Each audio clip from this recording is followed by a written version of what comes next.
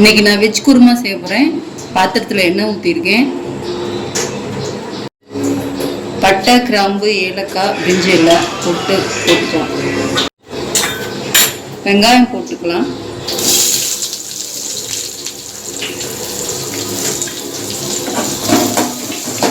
வெங்காயம் வதங்கிக்கட்டும்.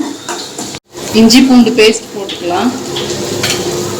போட்டு நல்லா வதக்கிக்கலாம்.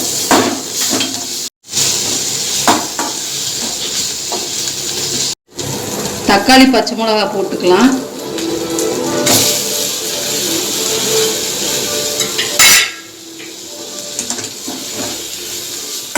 போட்டு நல்லா வதக்கிக்கலாம்.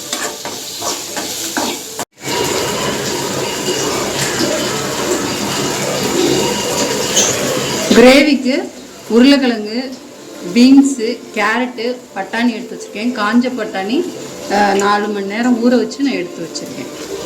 காய் எல்லாத்தையும் போட்டுடலாம். கேரட்டு, பீன்ஸு, உருளைக்கிழங்கு, பட்டாணி எல்லாத்தையும் போட்டு நல்லா வதக்கிக்கலாம்.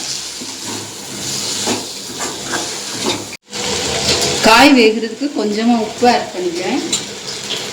கொஞ்ச நேரம் இது வேக விடுவோம். வேக விட்டு அதுக்கப்புறம் தண்ணி ஊற்றி மூடி போட்டு வேக விட்டுக்கலாம். கொஞ்ச நேரம் அப்படியே கிடக்கட்டும்.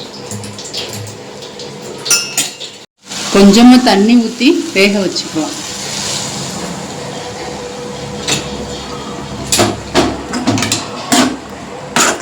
தண்ணி ஊற்றிருக்கேன்.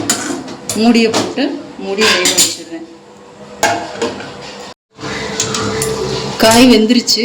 இங்கே பாருங்க, நல்லா குக் ஆயிடுச்சு. எல்லாமே பட்டாணியும் நல்லா வெந்துருச்சு. இப்போ நம்ம அரைக்கிறதுக்கு தேங்காய் எடுத்துக்கலாம். தேங்காய், துருவின தேங்காய், 4 பச்சை மிளகா, உங்களுக்கு காரத்துக்கு தகுந்த மாதிரி எடுத்துக்கோங்க. புதினா,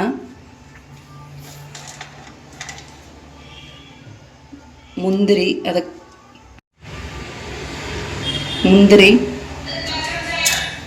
பட்டை, 2 கிராம்பு, 1/4 ஸ்பூன் கசகசா, 1/4 ஸ்பூன் சோம்பு. இப்போ அதை அரைச்சி எடுத்துக்கலாம். தேங்காய் பேஸ்ட் அரைச்சதை போட்டுடலாம். ஒரு 2 ஸ்பூன் போடுறேன். போட்டு நல்லா மிக்ஸ் பண்ணிக்கலாம். மிக்ஸ் பண்ணிவிட்டு தேவையான அளவு தண்ணி ஊற்றிக்கலாம். உங்களுக்கு எவ்வளோ குருமா தேவையோ அதுக்கு தகுந்த மாதிரி தண்ணி ஊற்றிக்கணும்.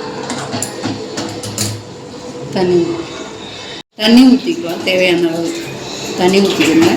உப்பு செக் பண்ணிக்கோங்க. உங்களுக்கு தேவைன்னா போட்டுக்கோங்க.